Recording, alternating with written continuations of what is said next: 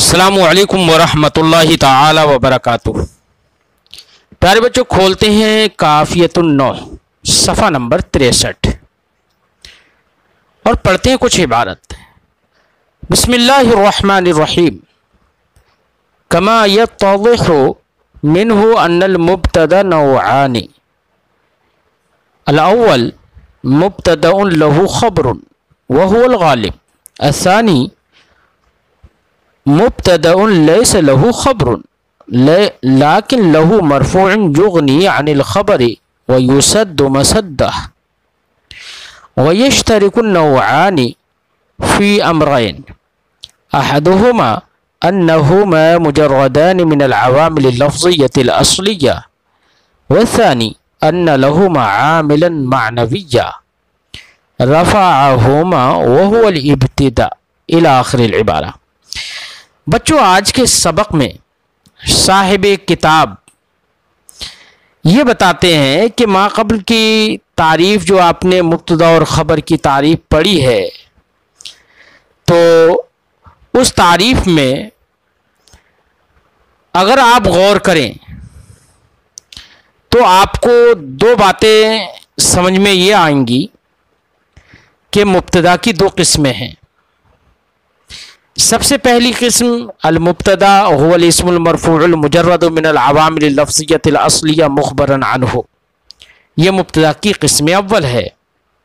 اور دوسری قسم او کے ذریعے سے بیان کی اور فرمایا صاحب کتاب نے او وصفا سابقا رافعا لمنفصل کاف۔ تو ما قبل کی گفتگو سے یہ سمجھ میں آ گیا کہ مبتدا کی دو قسمیں ہیں۔ پہلی قسم مبتدا لہ خبر، ایک قسم تو مبتدا کی وہ ہے جس مبتدا کی خبر ہوتی ہے، وہو الغالب، اور یہی مبتدا زیادہ تر ہوتا ہے۔ اور مبتدا کی دوسری قسم وہ مبتدا ہے لیس لہ خبر، جس کے لیے خبر نہیں ہوتی ہے، خبر نہیں ہوتی ہے۔ اور وہ کون سا مبتدا ہوتا ہے؟ وہ صیغہ صفت ہوتا ہے جو منفصل کو اپنے ما بعد والے اسم ظاہر کو، چاہے اس میں ظاہر ہو یا اس میں ضمیر ہو، اس کو رفع دیتا ہے، اور وہی اس میں مرفوع خبر سے اسے بے نیاز کر دیتا ہے، کیونکہ وہ اس میں مرفوع خبر کے قائم مقام ہو جاتا ہے۔ تو ایسا صیغہ صفت، اس کو بھی نحوی حضرات مبتدا کہتے ہیں۔ تو یہاں پر مبتدا کی دو قسمیں سمجھ میں آ گئی۔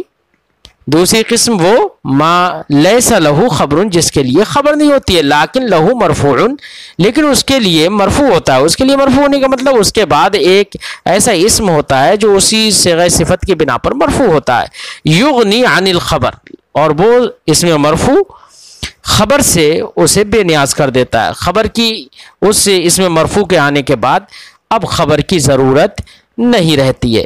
وَيُسَدُّ مَسَدَّ الْخَبَرِ، اور اس میں مرفوع کو خبر کا قائم مقام بنا دیا جاتا ہے۔ تو یہ بات مبتدا کی دو قسمیں ہیں، یہ بات ما قبل کی سبق سے آپ کو سمجھ میں آ گئی۔ اسی لیے صاحب کتاب نے کہا ہے کما یتضح منہ، کہ اسی سے یہ بات سمجھ میں آ جاتی ہے ان المبتدا نوعان، کہ مبتدا کی دو قسمیں ہیں۔ سمجھ میں آ گئی تھی نا؟ فرماتے ہیں وَيَشْتَرِكُ النَّوْعَانِ فِي أَمْرَيْنِ، مبتدا کی دو قسمیں ہو گئی نا، جیسے ابھی ہم نے آپ کو سمجھایا۔ اب یہ مبتدا کی دونوں قسمیں دو امروں میں شریک ہوتی ہیں، مشترک ہوتی ہیں، یعنی دو امر ایسے ہیں جو دونوں امر مبتدا کی قسم اول میں بھی پائے جاتے ہیں اور مبتدا کی قسم ثانی میں بھی پائے جاتے ہیں، یا یہ کہہ لو کہ مبتدا کی یہ دونوں قسمیں دو امروں میں شریک ہیں، دونوں کے اندر وہ دو امر پائے جاتے ہیں۔ کیا ہیں دو امر؟ احدہما انہما مجردان من العوامل اللفظیۃ الاصلیہ، ایک امر تو یہ ہے کہ مبتدا کی دونوں قسموں میں سے ہر ایک عوامل لفظیہ اصلیہ سے خالی ہوتی ہے، دونوں میں سے کسی کے اندر عامل لفظی اصلی نہیں آتا ہے۔ والثانی، اور دوسرا امر یہ ہے ان لہما عاملا معنویہ، جب عامل لفظی نہیں ہوتا ہے تو کوئی نہ کوئی عامل تو ہوگا. تو دوسرا امر یہ ہے کہ دونوں کے اندر عامل معنوی ہوتا ہے. کیا ہوتا ہے دونوں کے اندر؟ عامل معنوی ہوتا ہے. دونوں عامل لفظی سے خالی ہیں، ایک یہ امر ہو گیا، اور دونوں کے اندر عامل معنوی ہوتا ہے، کوئی بھی عامل معنوی سے خالی نہیں ہوتا ہے. وہی عامل معنوی ان دونوں کو رفع دیتا ہے. مبتدا کی قسم اول بھی مرفوع ہوتی ہے عامل معنوی کی بنا پر، اور مبتدا کی قسم ثانی بھی مرفوع ہوتی ہے عامل معنوی کی بنا پر. اسی کو صاحب کتاب فرماتے ہیں وَالثَّانِي أَنَّ لَهُمَا عَامِلًا مَعْنَوِيًّا. دوسری قسم، دوسرا امر جس میں دونوں شریک ہیں وہ یہ ہے کہ دونوں کے لیے عامل معنوی ہوتا ہے، رفعہما، جو عامل معنوی ان دونوں کو رفع دیتا ہے. وَهُوَ الْإِبْتِدَاءُ، اور وہ عامل معنوی کیا ہے؟ ابتدا ہے. ابتدا کوئی الگ سے چیز نہیں ہے، یاد رکھنا. کہیں آپ سوچیں کہ وہ ابتدا ہے کیا؟ ابتدا کوئی الگ سے امر نہیں ہے. ابتدا کا مطلب یہ ہے عامل لفظی سے خالی ہونا، یہی اس کے لیے عامل ہے. خالی ہونا ہی یہی عامل معنوی ہے. اور خالی ہونے کی بنا پر، ہونے کے بعد وہ مبتدا واقع ہو رہا ہے، تو یہ اس کا مبتدا واقع ہونا، مرفوع ہونا، عامل لفظی سے خالی ہونے کے بعد بھی اس کا مبتدا واقع ہونا، یہی ابتدا ہے. اسی کو کہتے ہیں کہ یہ عامل معنوی ہے. وَيَخْتَلِفَانِ فِي أَمْرَيْنِ، دونوں مبتدا کی دونوں قسمیں دو امروں میں مشترک تھیں اور دو امروں میں دونوں مختلف ہیں. یعنی یہ دو امر ایسے ہیں کہ ایک قسم کے اندر پائے جاتے ہیں یہ دو امر، تو دوسری میں نہیں پائے جاتے ہیں، دوسری میں پائے جاتے ہیں تو پہلی میں نہیں پائے جاتے ہیں. کیا ہیں وہ دو امر جن دو امروں میں یہ مبتدا کی دونوں قسمیں مختلف ہوتی ہیں؟ احدہما، ان دو امروں میں سے ایک امر تو یہ ہے ان المبتدا الذی لہ خبر یکون اسما صریحا. ایک امر یہ ہے کہ وہ مبتدا جس کی خبر ہوتی ہے. کون سے مبتدا کی خبر ہوتی ہے آپ جانتے ہیں نا جی؟ صیغہ صفت جو نہ ہو. اگر صیغہ صفت ہے جو اپنے ما بعد کو رفع دیتا ہے تو اس صیغہ صفت کی خبر نہیں آتی ہے، بلکہ اس کے بعد آنے والا اسم مرفوع جو ہوتا ہے وہی خبر کا قائم مقام ہوتا ہے. تو صیغہ صفت جو مبتدا بنتا ہے اس کی خبر نہیں ہوتی ہے. اس کے علاوہ جو پہلا مبتدا کی جو قسم اول ہے اس کے لیے خبر ہوتی ہے. تو پہلا امر جس میں دونوں مختلف ہیں وہ یہ ہے کہ مبتدا کی قسم اول یعنی جس کے لیے خبر ہوتی ہے وہ مبتدا اس میں صریح ہوتا ہے. کیا ہوتا ہے؟ اس میں صریح ہوتا ہے. جیسے مثال دے رہے ہیں صاحب کتاب المنزل واسع، تو یہاں پر المنزل یہ مبتدا ہے، واسع اس کی خبر ہے. تو یہ ایک ایسا مبتدا ہے جس کی خبر ہے، تو یہاں پر مبتدا کیا ہے؟ صریح ہے. ٹھیک ہے. اور دوسرا اور ایک امر یہ بھی ہے کہ وَيَكُونُ مُؤَوَّلًا، قسم اول مبتدا کی مؤول بھی ہوتی ہے. جیسے صریح ہوتی ہے ویسے ہی مؤول بھی ہوتی ہے، یعنی اسم سے اس کی تعویل کر لی جاتی ہے. وَيَكُونُ مُؤَوَّلًا بِالْاسْمِ، اسم سے مؤول بھی ہوتا ہے. یعنی ظاہراً دیکھنے میں تو وہ اسم نہ ہو لیکن تعویل کے بعد وہ اسم ہو جاتا ہے. تو مبتدا کی قسم اول اس میں صریح بھی ہوتی ہے اور اس میں مؤول بھی ہوتی ہے، اسم سے مؤول. جیسے ان تنام باکرا خیر لکم، تم جلدی سو یہ تمہارے لیے بہتر ہے. تو یہاں پر ان مصدریہ ہے، تناما یہ فعل ہے، ان مصدریہ کی وجہ سے منصوب ہو گیا ہے. تو تنام یہ فعل مضارع ہے اور اس پر ان مصدریہ داخل ہو گیا.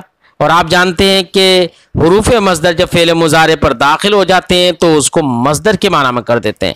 تو انتنامہ یہ نوم کے معنی میں ہو جائے گا، اور نوم کیا ہے؟ مصدر ہے، اور مصدر کیا ہوتا ہے؟ اسم ہوتا ہے. تو یہ انتنامہ بتاویل مصدر ہو کر اسم ہو گیا، اور جب اسم ہو گیا تو یہی انتنامہ یہ مبتدا واقع ہو جا رہا ہے. کیا ہے؟ ترکیب یہ ہو گیا ان حرف مصدر، تنام فعل مضارع، اس کے اندر ہوا ضمیر مستتر اس کا فاعل، وہ ہوا ضمیر نہیں بلکہ انت ضمیر مستتر اس کا فاعل، باکرن اور جو فاعل ہے وہی ذوالحال ہے، باکرن اس سے حال ہے۔ ذوالحال اپنے حال سے مل کر فاعل ہے تنامو کا، تنامو فعل اپنے فاعل سے مل کر بتاویل مصدر ہو کر مبتدا ہے، اور خیر الکم یہ اس میں تفضیل اپنے ظرف لفظ سے مل کر خبر ہے۔ تو یہاں پر انتنامہ یہ مبتدا واقع ہوا، اور مبتدا کی قسم اول ہے کیونکہ اس کو خبر کی ضرورت ہے، خبر اس کی موجود ہے اب، اور یہاں پر مبتدا کی قسم اول کیا بن گئی؟ مؤول ہے۔ کیا ہے؟ مؤول۔ تو بات سمجھ میں آ گئی کہ مبتدا کی قسم اول اس میں سری بھی ہوتا ہے اور اس میں مؤول بھی۔ تو انتنامہ باکرن خیر الکم کی تعبیل کیا ہے؟ اے نومکم باکرن خیر الکم، تمہارا جلدی سونا تمہارے لیے بہتر ہے۔ والمبتدا، تو اس میں مبتدا کی قسم اول سری بھی ہوتی ہے، اس میں سری بھی ہوتی ہے اور اس میں مؤول بھی ہوتی ہے۔ اس کے برخلاف وہ مبتدا جو کہ خبر سے بے نیاز ہوتا ہے، یعنی صیغہ صفت جو کہ اپنے اس میں اپنے بعد والے اسم کو رفع دیتا ہے، وہ بھی مبتدا ہوتا ہے۔ تو مبتدا کی یہ قسم ثانی جو ہوتی ہے خبر سے بے نیاز ہوتی ہے۔ تو یہ مبتدا جو خبر سے بے نیاز ہوتا ہے وہ کبھی بھی اس میں مؤول نہیں ہوتا ہے، مؤول بالاسم نہیں ہوتا ہے، بلکہ ہمیشہ صریح ہوگا۔ تو اس معاملے میں دونوں قسم مبتدا کی دونوں قسمیں مختلف ہو گئیں، الگ الگ ہو گئیں، کہ وہ اس میں صریح بھی ہو رہا تھا، اس میں تعویلی بھی ہو رہا تھا، اور کہ مبتدا کی قسم ثانی صرف اور صرف اس میں صریح ہوگی۔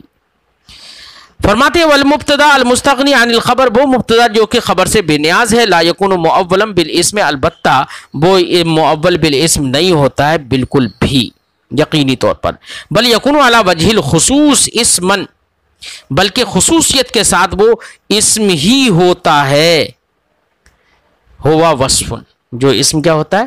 وصف ہوتا ہے، صیغہ صفت ہوتا ہے، وہ کبھی بھی مؤول نہیں ہوتا ہے۔ جیسے مثال مسافر اخواکا، کیا تمہارے دونوں بھائی سفر کر رہے ہیں؟ تو مسافر میں جو مسافر ہے صیغہ صفت ہے، اسم ہے، یہ مؤول نہیں آ سکتا۔ اب مسافر اخواکا، تو یہاں پر اخواکا یہ مسافر کا فاعل ہے اور خبر کا قائم مقام ہے۔ والثانی، تو ایک امر میں مختلف ہو گئے، اور دوسرا وہ امر جس میں دونوں مختلف ہوتے ہیں، وہ دوسرا امر یہ ہے ان المبتدا الذی لہ خبر لا یحتاج الی شیء یعتمد علیہ۔ دوسرا امر یہ ہے کہ وہ مبتدا جس کے لیے خبر ہوتی ہے، یعنی مبتدا کی قسم اول، وہ کسی شے کی طرف اعتماد کرنے کا محتاج نہیں ہوتا ہے۔ یعنی وہ مبتدا جس کے لیے خبر ہوتی ہے اس کے لیے کوئی مبتدا بننے کے لیے کوئی ایسی شرط نہیں لگائی جاتی ہے کہ اس سے پہلے یہ آئے وہ آئے، کوئی شرط نہیں، وہ کسی پر اعتماد کیے ہوئے نہیں ہوتا، اس سے پہلے کچھ نہیں ہوتا ہے، کوئی ضروری نہیں ہے اس کے لیے اس سے پہلے کچھ ہو۔ اس کے برخلاف وہ مبتدا جو کہ خبر سے بے نیاز ہوتا ہے، جو کہ صیغہ صفت ہوتا ہے، اس کے لیے ضروری ہے، جمہور نحویین یعنی بصریین کے نزدیک ضروری ہے کہ وہ نفی یا استفہام پر اعتماد کیے ہوئے ہو۔ نفی اور استفہام پر اعتماد کرنے کا مطلب یہ ہے کہ صیغہ صفت سے پہلے حرف نفی یعنی معنی نفی ادا کرنے والا کوئی حرف یا اسم یا فعل موجود ہو، یا استفہام اس سے پہلے ہو، چاہے وہ حرف استفہام ہو یا اسم استفہام ہو۔ تو یہ اس امر میں دونوں مختلف ہیں کہ وہ مبتدا جس کے لیے خبر ہوتی ہے اس کے لیے کوئی شرط نہیں ہے، کوئی ضروری نہیں ہے، وہ محتاج نہیں ہوتا ہے اس بات کا کہ وہ کسی پر اعتماد کیے ہوئے ہو۔ اس کے برخلاف صیغہ صفت اس کے مبتدا بننے کے لیے بصریین کے مذہب کے مطابق یہ ضروری ہے کہ وہ نفی یا استفہام پر اعتماد کیے ہوئے ہو، یعنی اس سے پہلے نفی یا استفہام ہو۔ ہم نے کہا مذہب بصریین کے مطابق، یہ اس لیے کہا ہے کہ امام اخفش وہ اعتماد کے قائل نہیں ہیں، امام اخفش کے نزدیک نفی و استفہام پر اعتماد کرنا یہ ضروری نہیں ہے، یعنی یہ ضروری نہیں ہے کہ صیغہ صفت سے پہلے نفی و استفہام ہو۔ اس مقام پر ہم آپ کو یہ بتا دیں کہ مبتدا جو کہ صیغہ صفت ہوتا ہے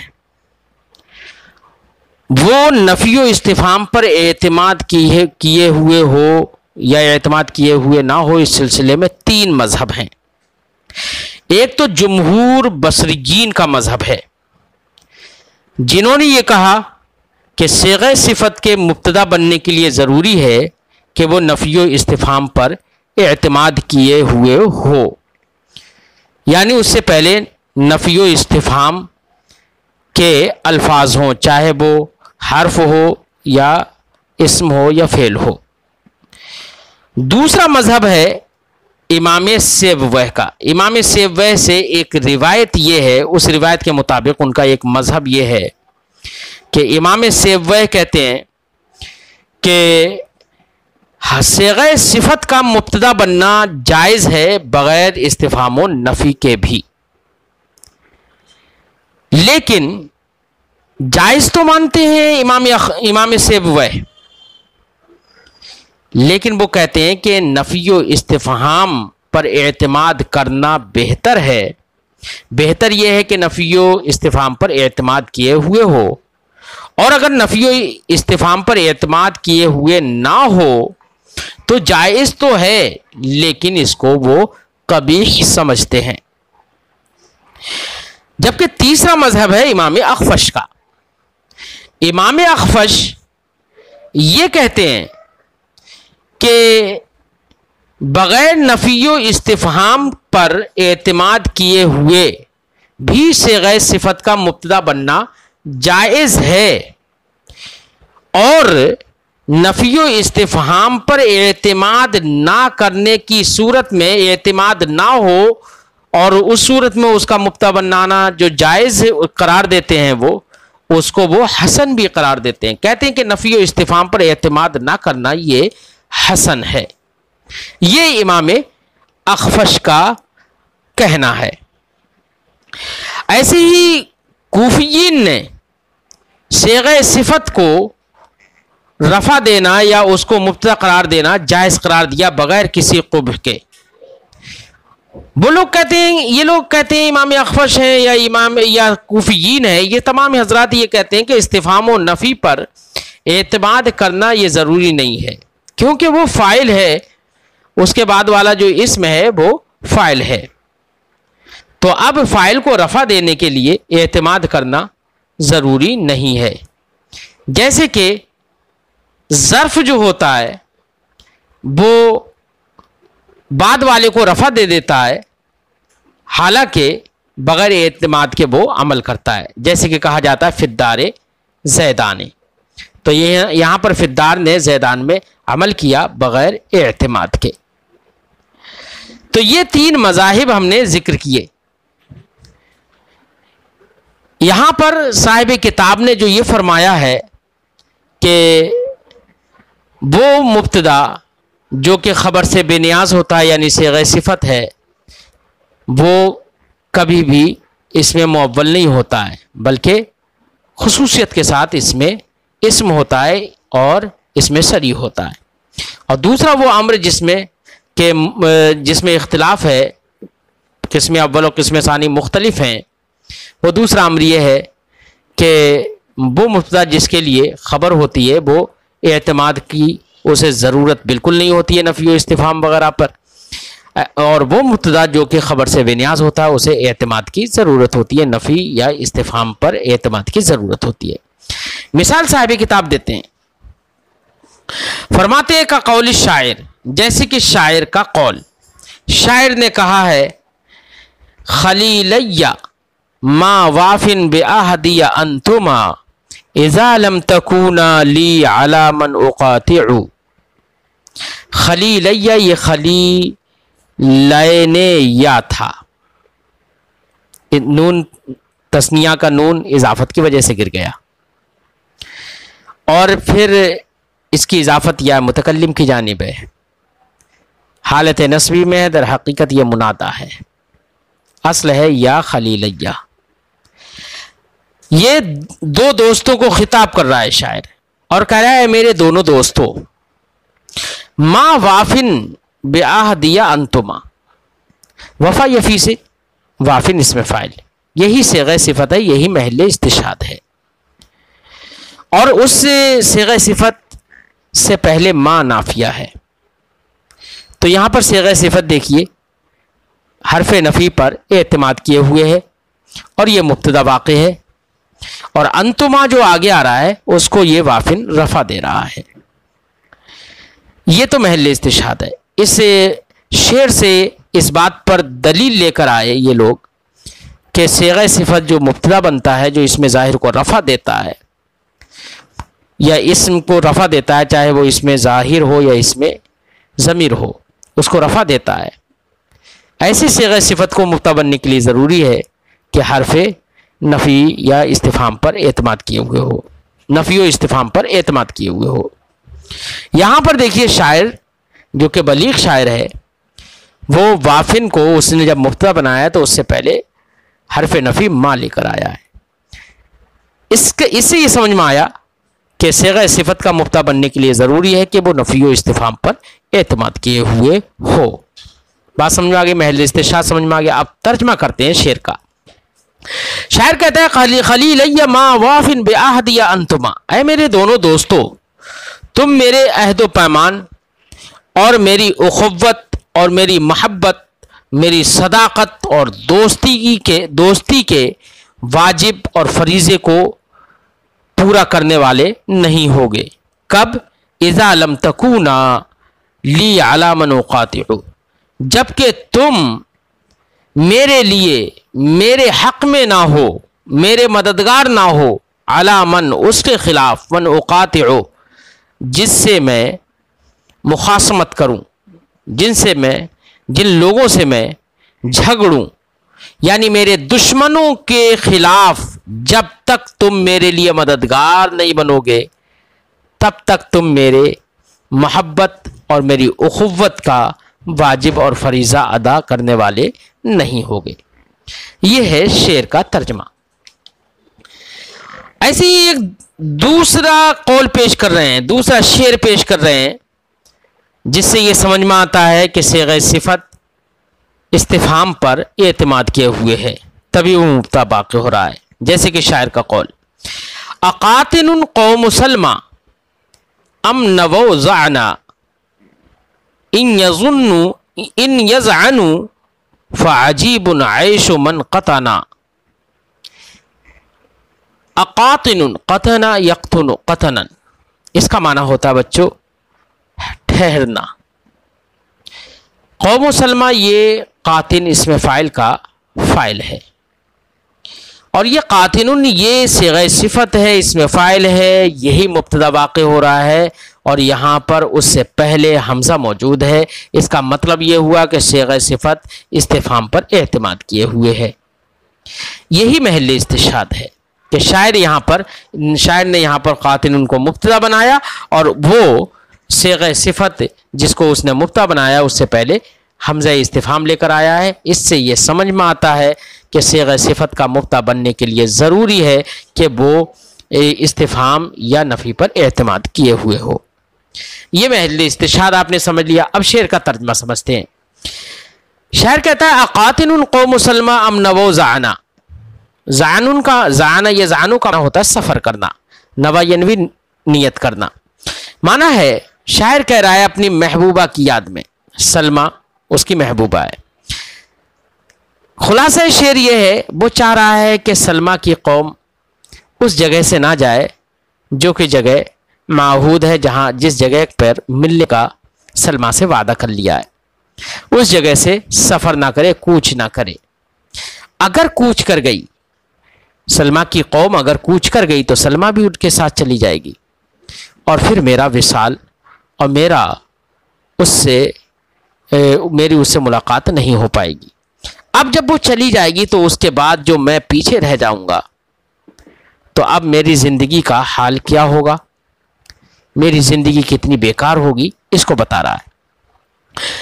کہتا ہے اقاتل قوم سلمہ ام نووا زعنا، کیا سلمہ کی قوم سفر کر ٹھہرنے والی ہے، قاتل ٹھہرنے والی ہے، ام نووا زعنا یا انہوں نے سفر کرنے کی نیت کر لی ہے۔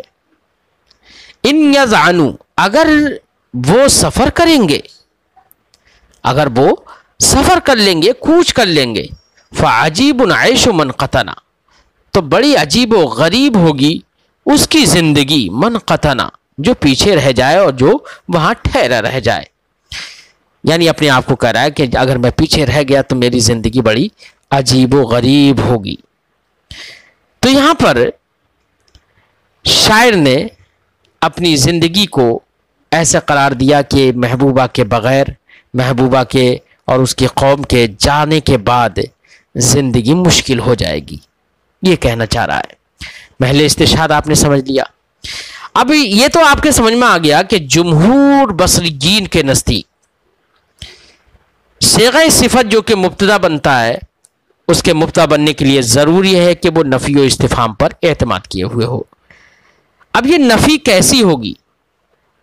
تو فرماتے ہیں صاحب کتاب کہ نفی میں کوئی فرق نہیں ہے، چاہے نفی حرف کے ذریعے سے ہو، چاہے نفی اسم کے ذریعے سے ہو، چاہے نفی فعل کے ذریعے سے ہو، کسی بھی طریقے سے نفی ہو سکتی ہے۔ اسی کی مثالیں دیتے ہیں صاحب کتاب۔ فرماتے ہیں ولا فرق فی النفی، نفی میں کوئی فرق نہیں ہے اس کے درمیان، بین ان یکون بالحرف، کہ وہ نفی حرف کے ذریعے سے ہو، کما تقدمہ، جیسے کہ مثال گزر گئی ہے سب پہلے والے شعر کے اندر، اور بالفعل، یا نفی فعل کے ذریعے سے ہو، جیسے اس کی مثال لیس مسافر الصدیقان۔ تو یہاں پر لیسا یہ فعل ہے، فعل ناقص، مسافر یہ صیغہ صفت ہے جو کہ رفع دے رہا ہے الصدیقان کو، تو الصدیقان یہ مرفوع ہے مسافرون کی وجہ سے، اس میں ظاہر کو رفع دے دیا، اس نے صیغہ صفت اس میں ظاہر کو رفع دے رہا ہے اور اس سے پہلے حرف فعل نفی لیسا موجود ہے، اس لیے یہاں پر مسافرون مبتدا ہے۔ اور بالاسم، یا نفی اسم کے ذریعے سے ہو، جیسے غیر مسافر الصدیقان، تو غیر مسافر الصدیقان میں غیر جو ہے یہ نفی کا معنی دے رہا ہے، جبکہ غیر و مسافرین میں مسافرین کی جانب غیر مضاف ہے اور یہ غیر اسم ہے، یہاں پر اسم کی وجہ سے، اسم کے ذریعے سے نفی کا معنی پیدا ہوا، لہذا یہاں پر یہ کہا جائے گا کہ ایسی نفی پر یہ مسافروں سے غیر صفت اعتماد کیے ہوئے ہے جو نفی اسم کے ذریعے سے ہے، اور الصدیقان یہ مسافرون کا فاعل ہے جو کہ خبر کا قائم مقام ہے اور وہ مسافرون کی وجہ سے مرفوع ہے۔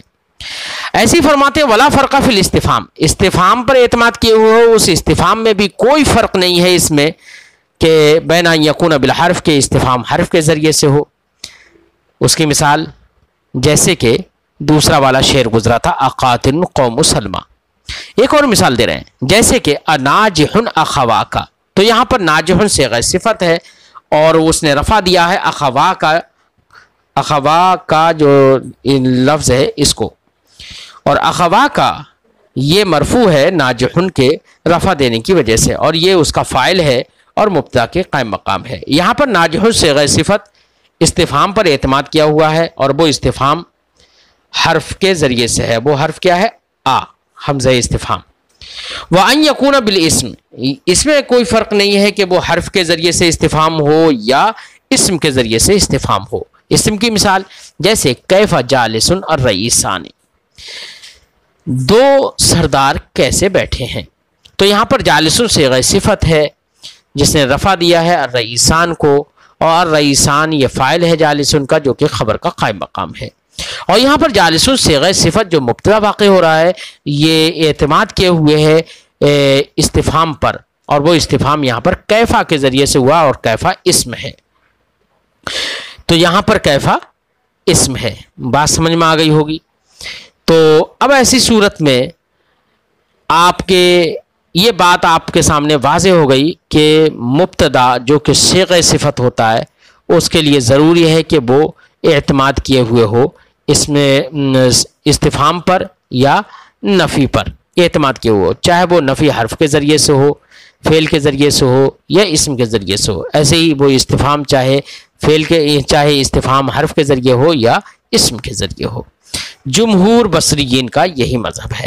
آج کی گفتگو بچوں یہیں پر ختم کرتے ہیں، پھر آئندہ سبق میں ملتے ہیں۔ السلام علیکم ورحمۃ اللہ تعالی وبرکاتہ۔